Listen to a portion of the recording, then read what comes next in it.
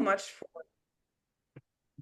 thank you so much for having me here. So I'm Sabrina Nicholson, and just to make sure that people are actually here, just feel free to type in the chat here, ready.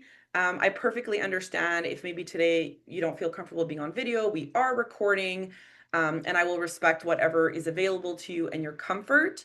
Again, as we said, if you want to share in the chat any question at any time, feel free to do so. I really want this to be interactive. And before I kind of talk about intentions, I do want to introduce myself. So, as I said, my name is Sabrina, and I am actually an embodied emotional intelligence coach. And really, what that means is I teach EQ, but from a space of connecting to our body. So, not just thinking about emotions, but actually feeling our emotions. And before that, I was a McGill alumni, so I graduated in 2014. It's already 10 years ago, which is crazy. And I also did my master's of education in developmental psychology at U of T. I was a professor for 3 years. I trained educational assistants actually in the provinces of Edmonton, well, in the provinces of Alberta and Manitoba. And I really just supported EAs in being able to support teachers in the classroom. And I was an elementary school teacher for 7 years. So I've had a few roles. I've also worked public, private. I've been an FSL teacher. I have been spec ed. I've been always mostly full classroom. But I definitely would love today. One of my intentions is to share my experience with you so that I can actually support you on your journey. Even if it might feel like, oh, I'm just at the beginning or I'm halfway through, I'm not sure. That's perfectly fine because as educators, I really believe that it's about always actually questioning ourselves and sometimes we need to redirect. So for today, I want to invite you to listen from a new perspective. So maybe I won't get to your question, which I'm hoping we can, or maybe I'll give you an answer that you weren't expecting. And I just invite you to listen from a new perspective and feel free to keep asking questions. I'll be answering questions that were sent ahead of time, and then we'll have time for open-ended questions. And if you leave here today with more questions, this is actually a good thing. So, a sign of an excellent, masterful teacher is one who has high metacognition. So, asking lots of questions is part of this career. Okay, let me see the chat here. So, hello, my name is Bayana. I love these introductions. I'm interested in learning as much as possible from my entourage, veteran teachers, classmates in order to be prepared. Awesome. Yes, and we are lifelong learners, so we are always learning. Hello, Cassidy. I want to learn more about the different teaching experiences across provinces. I can definitely speak about that today. Also, the different experiences between the public and private, as well as gaining more insight into providing support for students with spec ed. Okay. With spec ed, I will do my best to share some general strategies and some tools that I like. But I was mentioning to Laura before that that conversation is actually quite complex because supporting students with special needs is complex. It's not simple, but we'll touch upon that. Okay, great. Thank you for your introductions. And lastly, if I go too fast, if you didn't understand something, feel free to raise your virtual hands, unmute, write in the chat, not a problem. I can go fast sometimes. Okay. So I'll start with one of the first questions that was asked, which was, what are your key takeaways from your first years of teaching?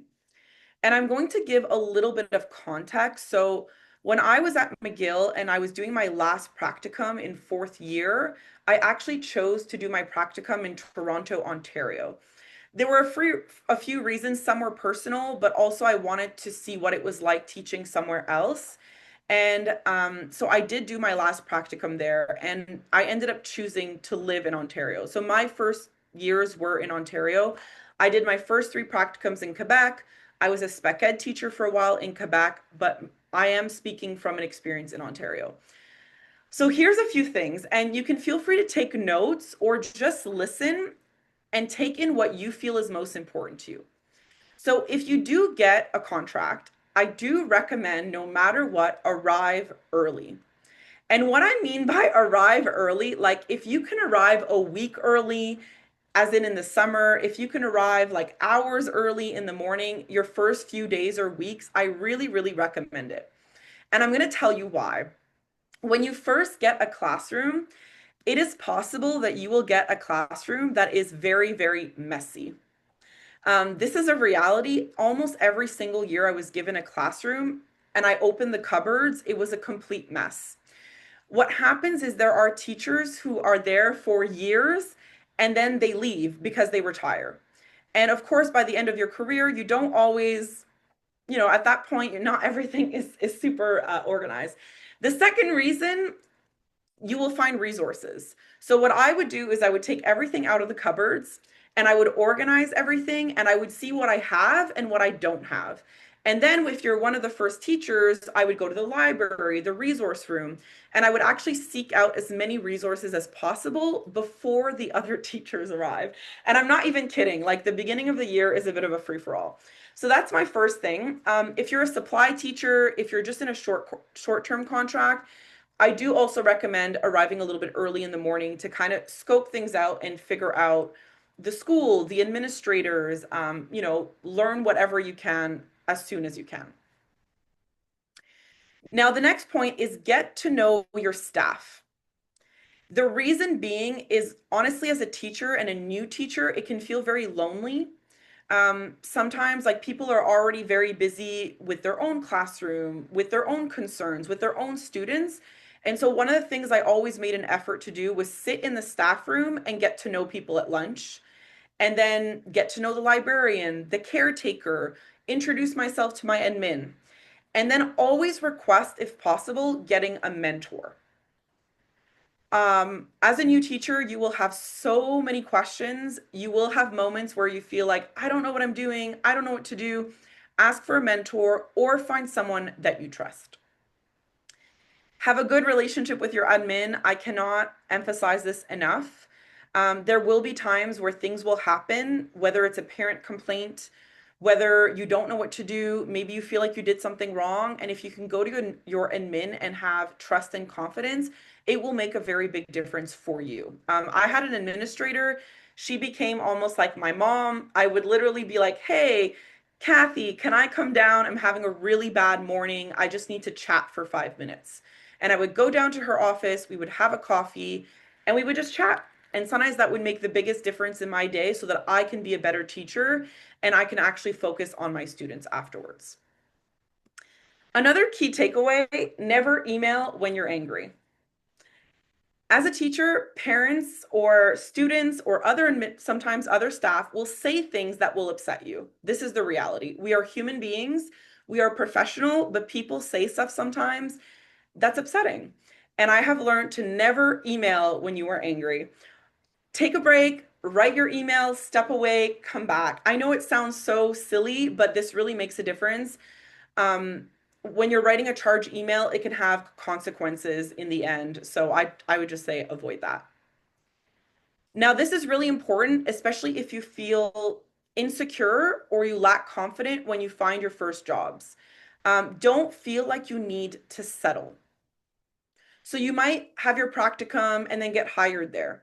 You might be hired at a school for 1 year, for 3 months, but you don't like it. Like maybe you don't build relationships. You don't feel good with the community. It doesn't align with your values. What I would say, finish your contract, never burn bridges, but you don't need to stay there and settle. There are so many schools, there are so many contracts. In all of my time in education, I have never been short of a job. There is always a job, and that's something I want you to know. There is not scarcity in education. Whether you go private, whether you find an alternative job, there's always something. Another takeaway is don't take things personally. And sometimes it will be personal, but try not to take things personal. Again, people will say things. I've learned to just, people will say things and that's it. Some parents won't trust you. Some admins will criticize you, and you just take it and move on, and that's it. Because otherwise, you can be upset a lot in education. There's a lot of demand. Okay. Have passion, love your students, which is obvious, but don't take all your work home. I'm sure as students, some of you already know there's a lot of prepping, planning, assessing, but you need to have a boundary because it never ends. My first year of teaching, I would literally arrive at work at 7 a.m. and I would sometimes leave at 7 p.m. And guess what happened? I burnt out. So if you can take it from me, avoid burning out, avoid overdoing, and allow yourself to just set a limit, and you will get everything done anyway. Okay, and on that note, have a social and family life, take time to rest, emotional care, because as teachers, we are so passionate, we care so much about our students, but sometimes we forget about ourselves. And you're going to hear this theme a lot come up today. I really, really believe in offering ourselves empathy because we often give empathy to others, but we forget that empathy is also being kind to ourselves. So that I would say is my biggest takeaway. Okay, I'm going to pause because that was a lot of information. Any comments or questions about this? Do you want me to elaborate or provide an example? I see a heart from Biana. Thank you. I think your point about not renewing a contract or maybe leaving a position at a school that doesn't feel right. I think that's really important for our students and our graduates to learn from for sure. Because oftentimes you do feel kind of stressed about finding a new option or that kind of thing, and you feel like you need to settle in the situation that you're in, which could be detrimental to you, physically, emotionally, long term. Exactly. And what I've learned is teaching is all about sustainability. Because I mean, if you look at the stats, the truth is I think it's like 1 in 5 teachers leave after 5 years. And I think one of the biggest reasons is we're not told the realities of the job. And I think it's like just about exactly that, knowing your worth and knowing the value that you offer and that somebody else will love to work with you. That like we can be the right fit somewhere else and we get to choose what's the right fit for us. Exactly. Go ahead, Biana. And let me know if I'm pronouncing your name right. Can you guys hear me? Yes, I can hear you. It's a bit low, but I can hear you. So it is Yana, and on the same question of like the renewing your contract, would that leave a negative image if we have like multiple schools that we've worked at that hasn't fit with us? Okay, great question. So if I'm not mistaken, the question was if we don't renew a contract or we've been at several schools, does that look bad? Okay. I will share my experience and I'll explain a little bit of actually what the climate of education looks like. So for the most part, you will actually be changing schools a lot in your first year. Not because you're not good, not because you're not valued, but the reality is you're given a seniority number, right? In Canada, across most of I mean, in public schools, there are rules around who gets hired according to seniority. So I'll give my example. My first year, I actually worked at a private school because I changed province. My like certification had to like wait to be approved by the Ontario government. So by the time I wanted to apply to public schools, it was too late. So I had to wait, but I didn't want to sit around and work at like at a coffee shop. I was like, there's no way. I'm like, I'm getting a job no matter what.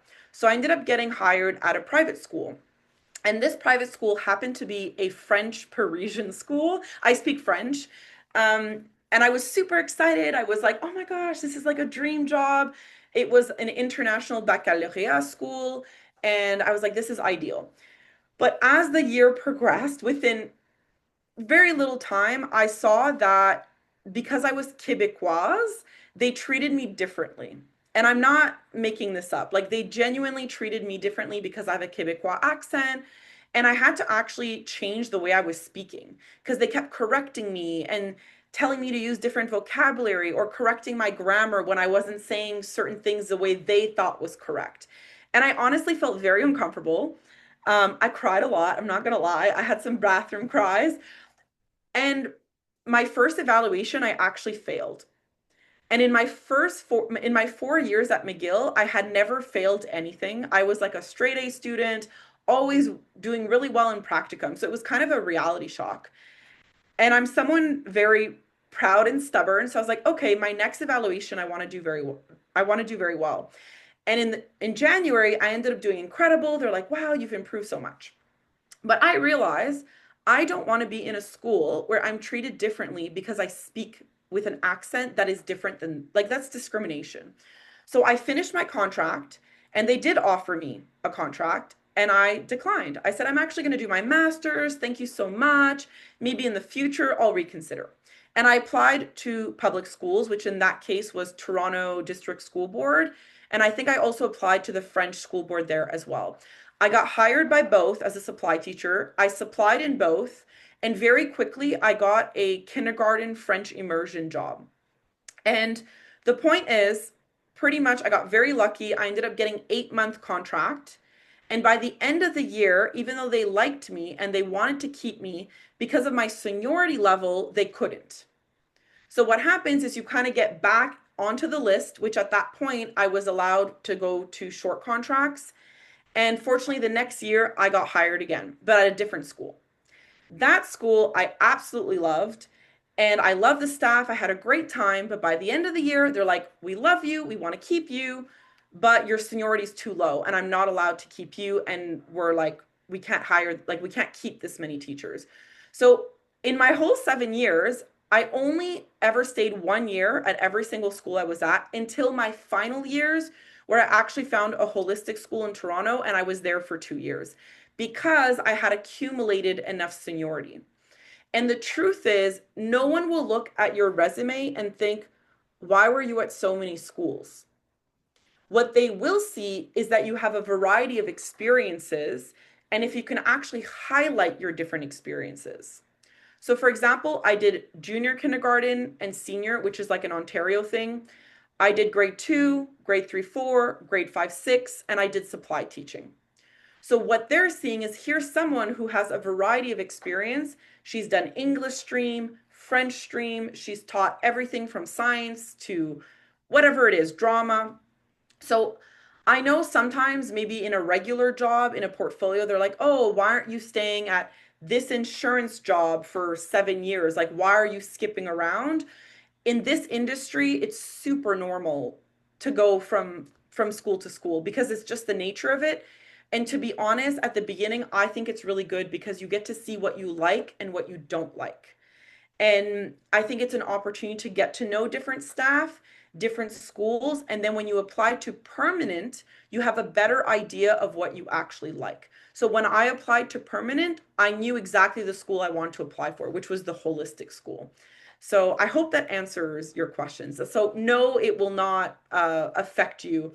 It would only affect you if, for example, you were like, how would I say, like, not, you can't really be fired, but if essentially you kept having short term, but it was actually because for some reason you had bad relationships and the principal, let's say, spoke badly of you. But I've never ever heard that ever. So don't worry too much about that. Okay, let me just check. I think, yeah, I think definitely everything you've mentioned is something that I hear echoed from teachers' experiences. I think you made a really good point at the end is like collect good references along the way because references will be checked every time that you're applying for a new contract or a new job. So people will have to speak to your abilities, say nice things about you so that you can move on to the next position.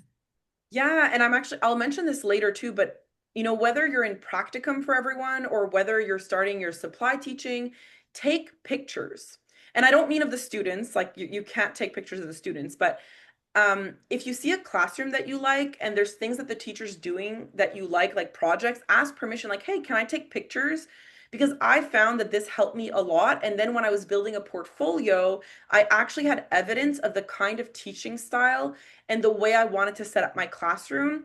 And the other piece is, as I mentioned, do speak to either the vice principal or the principal. Oh, here's another really important person, the office assistant or the secretary. I don't know what they're referred to in Quebec. But the person on the phone in the office is the most important person in the school. I am not lying.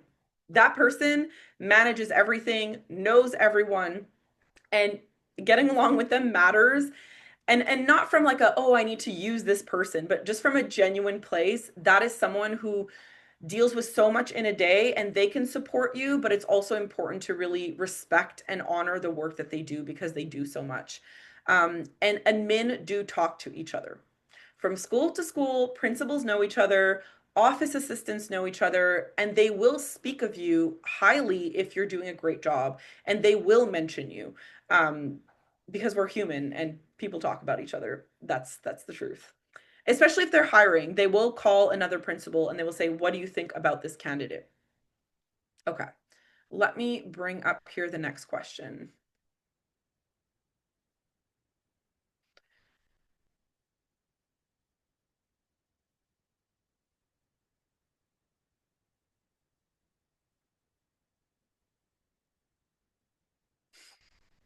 Okay. So one of the questions I also got was, what are the most important skills in order to become a successful teacher? And I actually started by highlighting what I think are myths. And what I mean by myths is that I think there's societal expectations of teachers that are unrealistic. And if you kind of give in to that, I find that teachers exhaust themselves and they end up feeling like I am never enough. And it's not a good feeling to feel like I am never enough, right? We want to find fulfillment in our job. So, one of, I think, a myth that we often have, which is what I believe when I was at McGill, is we need to pre plan everything and reinvent the wheel. So, what I mean by that is like, I had this expectation I had to plan every single lesson, have everything written down, and that if it didn't go according to my lesson, like there was something wrong with the way I was teaching. Or instead of using my resources, I would literally remake, like I would make my own templates, make my own lessons, make my own units. And this becomes very, very overwhelming. And the reality is, with kids, your lesson will not always go according to plan. And not only that, from one year to the next, you might be in kindergarten and then you might be in grade seven. And then you might be in grade three. And then you might move to French. And then you might move to English. You might become the spec ed. So, although it's really important to know your curriculum, I would say that's key. Know your curriculum, know your goals. At the end of the day, what matters is you have a general plan and structure that repeats itself, but don't worry too much about all the nitty gritty. Now, at the beginning, when you do practicum, 100% like over plan.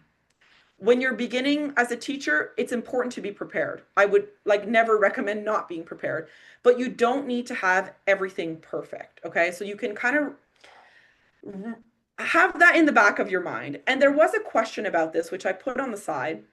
How closely do you follow Mel's curriculum? So, what I would say is you should be planning, teaching, and assessing according to the curriculum and always have your curriculum goals in mind. So, I used to actually have like a template that was whatever I was assessing that day, and there was always a curriculum goal written up there. So I always knew exactly what curriculum goal I was working on and what skill I was looking for. So that is important. Are you going to get every single thing in the appendix? No, it's almost impossible.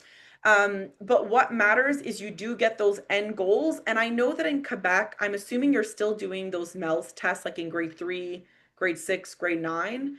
It is important to prepare students for that. And that's something you'll learn a lot more, especially in practicum. And then the other piece I put at the bubble here at the bottom, always have three pieces of data for report card and per subject. So what I mean by that, if you're teaching drama, you should have 3 marks for drama with evidence. If you're teaching math, you should have 3 pieces of evidence per unit. So maybe you have evidence for numeracy, you have evidence for geometry, and you have evidence for probability. The reason I say this is that you have to actually prove the grade that you have, right? And it can't just be a number. There should be evidence somewhere in a portfolio or something that has notes about why the student received the grade that they receive. This is something that I wish someone had told me at the beginning, because it did happen to me that report card time came and I didn't have enough evidence. And I had to go and like quickly do a lesson or test my students, which didn't seem fair, but that was the reality. I was like, oh, I'm missing something here, right? And I wanted to make sure I had that evidence, because I do believe grading should always be backed up and as objective as possible. And this is, I think, what makes an excellent teacher. But again, you might not get every little piece of the curriculum, but you should have your end goals. Another one is you don't need to be a perfect role model. So I think as teachers, we sometimes feel like we need to be the perfect human, perfectly dressed, speak perfectly, always be kind, always be in a good mood, always have our class in order, always be prepared. And to put that kind of expectation on yourself is exhausting. And look, I did it. And my first year was at a private school. And I felt like everything had to be perfect all the time. And it is exhausting. And the truth is, your students will actually relate to you more when they see your imperfections. Now, I don't mean like go talk to your students about your problems or, cry in front of them. That's not what I mean.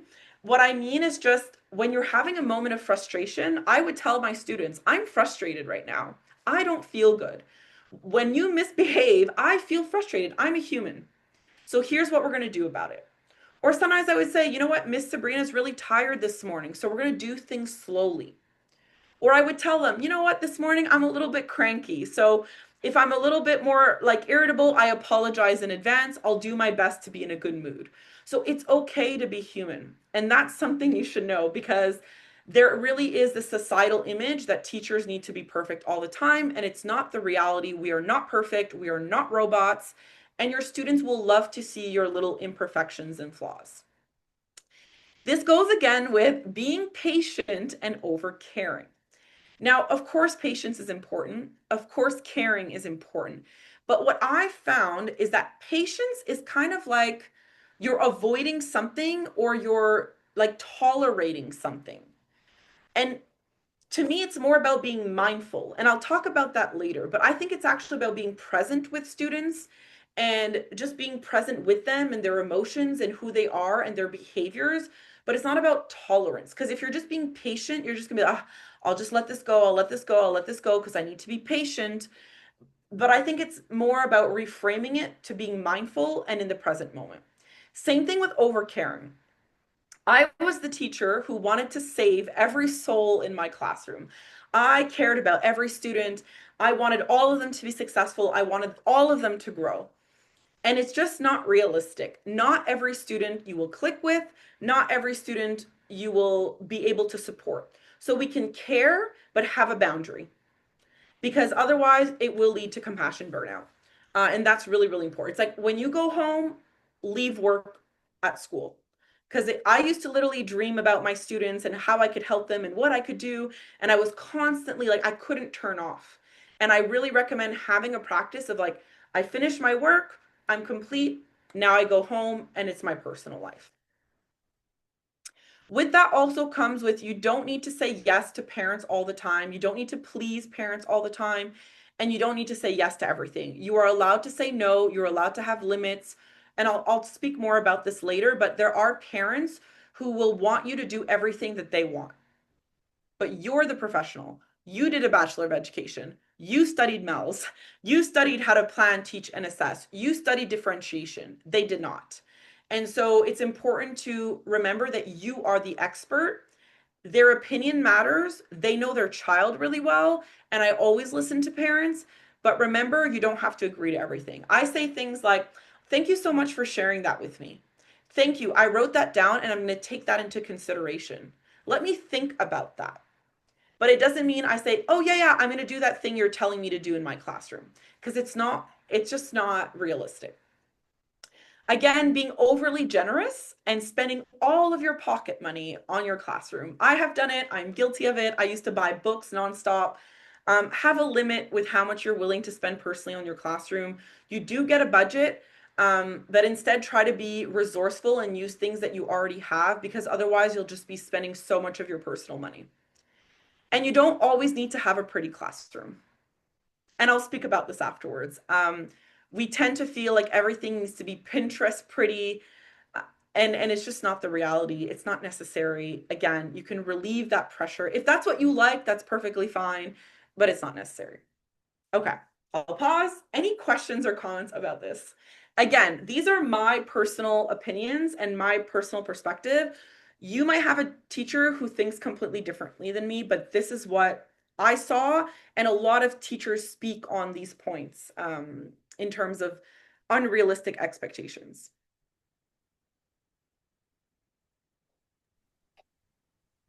I definitely think you've made some great points here, Sabrina. So thank you for that. I think it's also important to mention that, you are getting some very specific teacher training throughout your Bachelor of Education degree. So yeah, make sure that you utilize that. But in any career, whether you're a teacher or a lawyer or whatever you're going to be, it does take, several years to really get used to things and to really like build your momentum and build your confidence. So um, just keep that in mind as well, that you're probably not going to be perfect in the first few years and you're going to learn a lot. But to always try your best. I think that that's an important takeaway as well. 100%. Yeah, I found that, and here I'll bring my next slide. I find that self-reflection is one of the most important things. Like being able to recognize, I do this well, and this I'm still learning and progressing. And I remember when I was evaluated by my VP to become permanent, I had actually prepared a whole binder and I had already written what I thought I was doing well and what I thought I could improve on. And being able to recognize, again, what we do well and what we don't do well, just like we would for our students, I think makes such a big difference, because it shows that we're reflective. And the truth is, whether you're a first year student, whether you're a first year teacher, whether you're in your 10th year, there's always something to learn. And the great teachers are the ones willing to be life students. And at the same time, recognize I also do all of this well, right? We can't always, I find there's a point where we have to like limit how much growth, or otherwise it never ends. Okay. So now here are the skills that I think are actually the most important in education. Again, this is my opinion. Flexibility. The truth is, many days your lessons will not go according to plan. There will be a fire drill, there's a sudden assembly, one kid was sick, two girls are fighting at recess because they're not friends anymore, and they won't stop crying, and you need to deal with it. Like, these are the realities of teaching, even in high school. Whatever it is, like, there's always something going on, and you have to be willing to be flexible. Now, by flexible, I don't mean not having a plan. I always have a plan every single day. I like to have a visual schedule. I'm a visual person. It's always posted in the morning. My students would know, okay, we're doing like math, literacy, then art, then we have whatever, assembly. It was always there, but I always had backup activities or backup routines if things didn't go according to plan. But this is really important to be flexible. And one student had asked what to do when lessons fail, or if kids are unresponsive. So I think the reality is being honest. I've been teaching and I could tell my kids are not paying attention. And I'll say, okay, hold up. We're going to pause here because I can see that nobody's listening. And that's not your fault. Maybe what I was explaining didn't make sense. Maybe we're tired. Let's take a little break. Or sometimes I would say, okay, kids, what is it that you don't understand? Let's just pause. And sometimes I have to go back and reteach something from maybe the year before, the month before, the day before, and there's nothing wrong with that.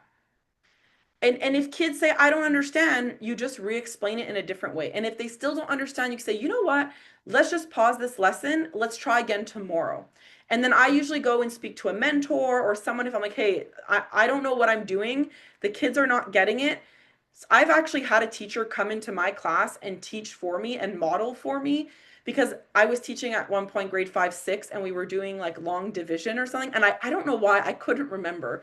And I think there was like an English versus French way. And I was like, can you just teach my kids and I will watch you because I am not doing this right. There's nothing wrong. Again, we're not perfect. Sometimes it's about taking a break. Sometimes it's just addressing, again, a concept that you thought they understood that they didn't. And again, just be honest, reroute, and that's it. And this is where routines, I don't know if I wrote it here, but routines are really important. So for example, having a literacy routine, I always like having centers. So when sometimes things didn't go right, I would say, okay, we're going to do 20 minutes of reading centers. And my reading centers are like reading alone, reading in pairs, listening to like a story on an audio book. It was things like working on spelling words, writing in their journal. But it's a quiet activity that's constructive, where they already knew what to do. And when things really go wrong, that's usually what I would go to. Or say, oh, sometimes we have what was called study time, and they have various activities that they're allowed to do that are academic, but that are just quiet and that they can just do independently. So those are little things that I do. So the next thing is setting boundaries and structures. You cannot teach, even if you have the most perfect plan, the most perfect lesson, the most perfect assessment with all of the beautiful diagrams. If there are no boundaries and structures in your classroom, it will cost you. And you'll hear a lot of teachers say this. Your first months of school should really be focused on creating a structure and routines. So things as simple as lining up, putting their things in their locker, organizing their desks, carrying their things from one classroom to the other, things like how bathroom breaks work, where do they keep their water, what to do in case of an emergency. I did things like community circles, so I did those with all ages. Even when I was teaching college, we're not sitting in an actual circle, it was on Zoom, but I start every day with a community circle. So I ask students, how are you doing from 1 to 5? And I would ask a random question like, what are you grateful for? But these little routines from the beginning of the day to the end of the day create a structure so that students automatically start to know what to do and when. So that when you start your math lesson, there's already order. Students are already focused. They already know where tools are. Because a big part of what gets in the way of learning is if your students' physical needs aren't met, if their emotional needs aren't met, or their social needs. Those are, I don't think I even included that, but those are like some of the most important things. Okay, another one I already mentioned is metacognition, reflecting on your own practice.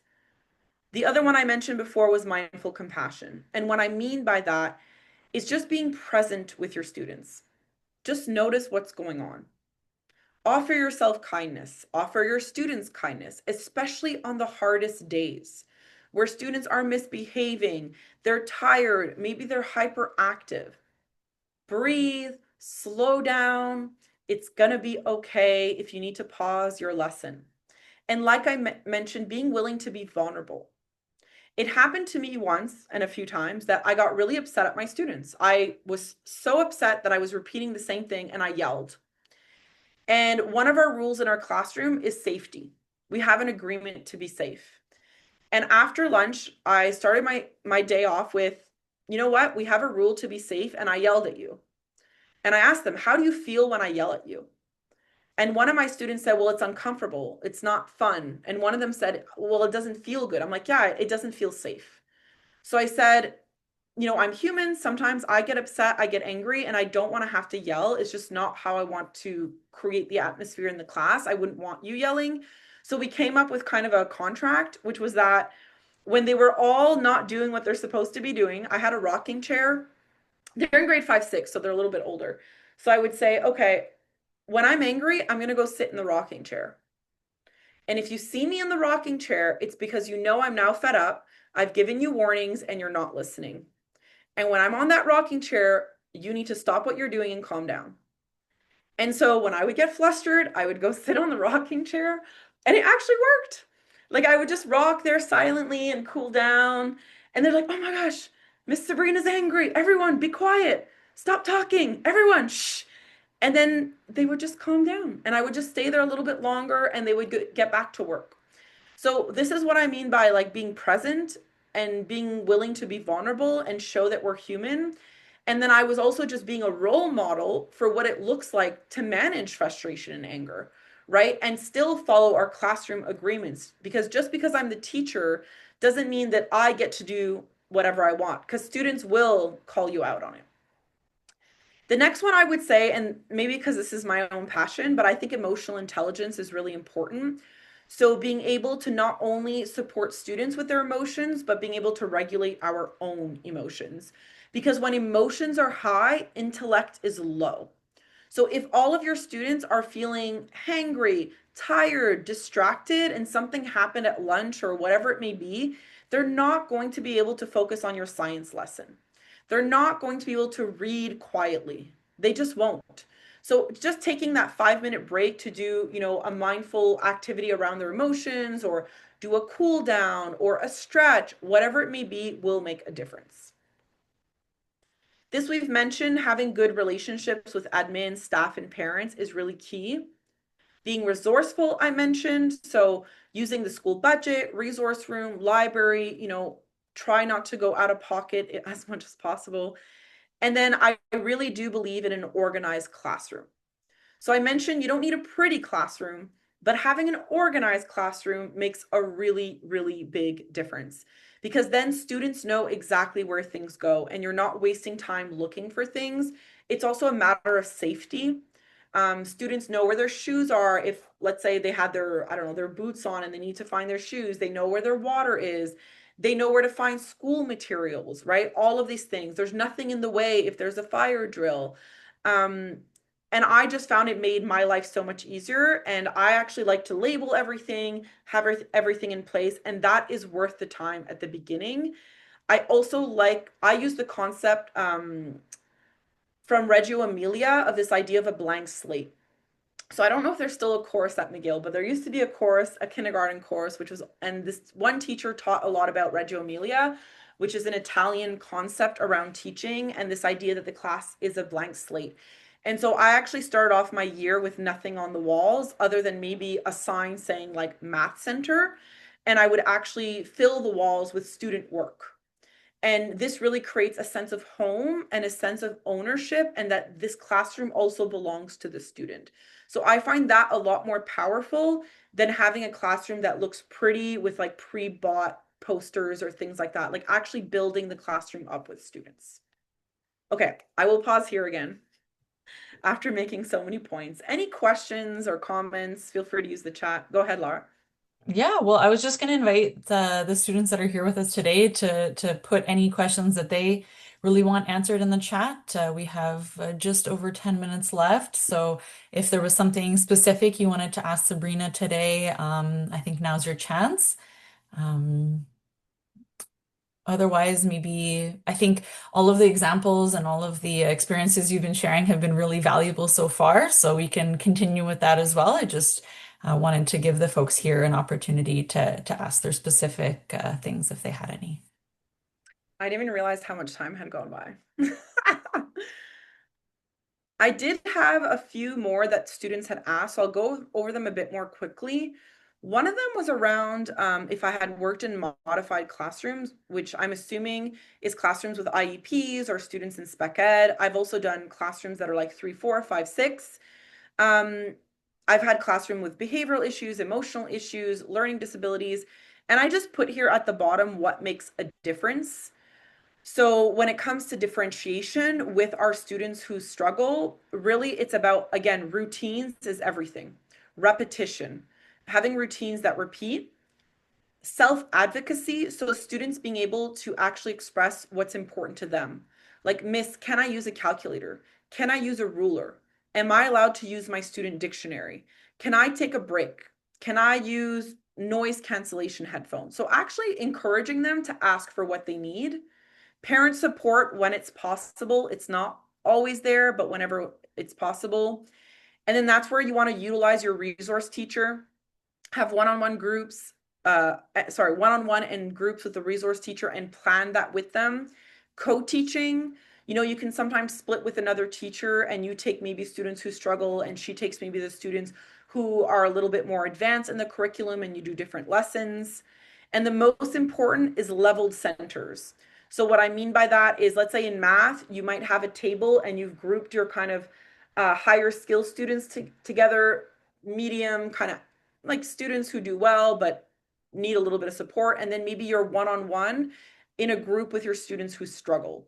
Or sometimes you mix your groups and make sure there's a variety of students in each group, but being very intentional about how you combine your students, or offering, for example, in math, a level 1 problem, level 2, level 3, and kids get to choose the problem that they want.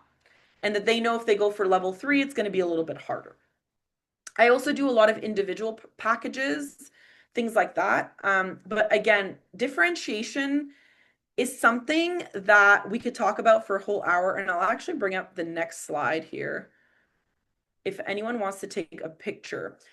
So these are my favorite books for differentiation. And when you have a classroom with either two different grades or with a lot of students with IEP. So the first one is called High Yield Routines.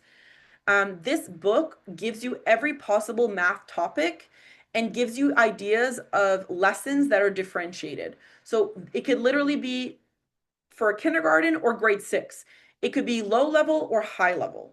So this is a great, I highly recommend this book. The other one is called the Cafe book, which I mean, I took pieces from it, but I ended up adapting, which is this idea of literacy centers. I don't follow the book exactly how it says, but I took a lot from this book for literacy. And this can be used for ESL, FSL. And then the last piece is I love word walls and labeling everything. When everything in your classroom is labeled with pictures and with vocabulary, this really supports your struggling students because it makes a really big difference in their vocabulary, in understanding what they're doing. It helps with ESL, FSL, things like that. And I saw there was a question in the chat. Okay, great question. So the question is, what are your thoughts on summer and part-time jobs for teachers? Have you had in the summer for more financial? Okay. Actually, before I got my permanent position, so I kind of had done like a year at a private school. I had done a part-time contract, not part-time, but like not permanent contract. And then I actually had applied to a summer job as an art teacher at a French immersion school. And because I was there in the summer and I was teaching that summer, I was not on the permanent list. I was not allowed to get a permanent position. But because I was there, she knew me and she had nobody else to hire. She actually hired me that summer. So she made an exception and called the board if she could bump me up on the list. So it wasn't for financial reasons. I did it because I wanted to and I wanted extra experience. And that extra experience got me a permanent position. So I would definitely say if you want to do it, do it. It was also part-time, which was amazing. I would only go in the morning and then I would leave in the afternoon. And I do find as teachers, when you're working full-time and then you hit the summer, you sometimes feel a little bit weird. Like you're like, what do I do with myself? What's my purpose? So I recommend it if you want to do it. I would not recommend camps at this point in your career because it's too exhausting. But if you want to tutor, take kind of a part-time job with a school board, I really do recommend it. That I would definitely recommend. But I Yeah, and think, yeah, go just ahead. to speak on that as well, I know some students who graduated and they are teaching throughout the year. Maybe they don't have full-time contracts or whatever it may be, so they do need that financial kind of time in the summer to build a bit more income. They can work at summer camps, but often they work in the admin side. So they're not like directly working with the children day to day, but they're more coordinating parent requests or doing the behind the scenes work. So you could look for something like that if you were interested in summer camps. But also, as a teacher, you have a lot of really great people skills. So any type of jobs in the summer that have to do with hospitality, customer service, that kind of thing, you would be very well suited for, even if you do those things part-time. Yeah, Yeah, a close friend of mine who's a teacher, in her first few years of teaching, she worked as a waitress, so she was able to earn good tips and that kind of thing, which makes a big difference over it the summer does. It months. does. Yeah, I was a tutor actually. I worked for a French tutoring center for 4 years, all throughout my undergrad. So I would literally go to school, go tutor, and because I was living on my own, I had to pay my rent, I had to pay my tuition. And that tutoring job made such a big difference because I had to apply everything that I was learning. And I was surprised because I applied my first year. And I thought there's no way they're going to hire me. Like I barely have experience. And they actually hired me and they were like paying me $25 an hour. I was surprised. I was shocked. So it's kind of incredible what's possible when we like set aside our own limitations. And yeah, in hospitality as well. At the end of the day, we're public servants and we do need to know how to work with people. I mean, I think that's a key skill. Um, what I might do, Laura, is I can send you my slide because I had also answered a lot of the questions in the slide. So I know we're running out of time here, but someone had asked, for example, about if they can teach in French schools without a language exam. So really quick, the answer is no. It doesn't matter if you went to a French university, everyone has to do the French test, which is, I think, le CFRAN, in order to work in public French schools. Now, if you want to be an FSL teacher in English public schools, you don't need to do that, but you might have to do an oral test. In Ontario and other provinces, it's the same thing. You would just need to do an oral or sometimes written test. They're not very difficult. Honestly, if anyone here is looking to work in another province and you speak French, you will almost automatically get hired. Like you will be over, like you will be at the bottom of the list and suddenly you'll be at the top of the list. That's what happened to me. I was very, very lucky. I mean, my mom speaks French. I happen to speak French, and I did not study to teach French, but I was immediately able to transfer my skills and I immediately got jobs. And I taught French for 5 years out of 7. So it really did make a difference. And again, if you want to go to other provinces, it's an option and it's a very viable option. And same thing with private schools. Private schools don't necessarily require de CFRAN if you want to work um, in a French school. I don't know if the person who had asked this question is here, but that's kind of Yeah. what I know.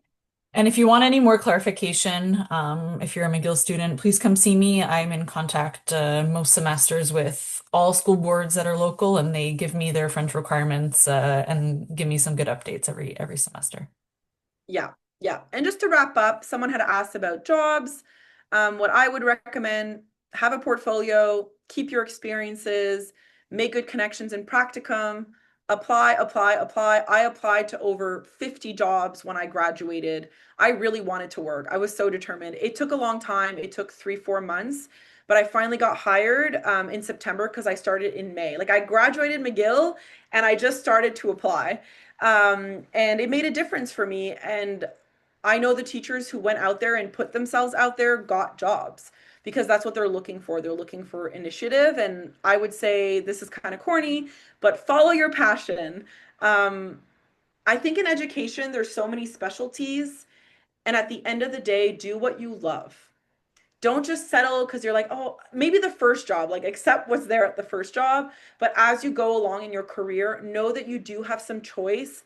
And that's what principals are looking for. They're actually looking for people who have a specialty and who can contribute to the school, who are like, hey, I love soccer and I can coach soccer, or I love art and I can teach art, or I can contribute to the eco club, whatever it is. Like people want to see your personality, they want to know who you are. So be confident in who you are. It's super corny, but it's true. Yeah. Yeah, that's really great advice. Thank you so much for your time today, Sabrina. I really appreciate you coming in and answering our student questions. Um, and I hope everyone, I mean, it's a beautiful day here in Montreal, so I hope everyone has a great rest of their day as well.